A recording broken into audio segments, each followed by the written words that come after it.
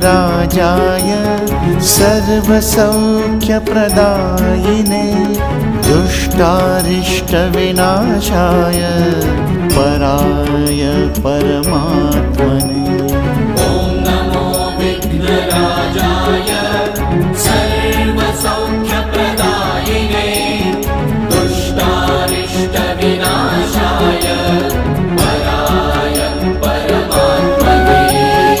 लम्बोदरं महावीरं नागायाज्ञोपशोभिताम् अर्धचन्द्रधर्मदेवं विघ्नव्यूहविनाशनम्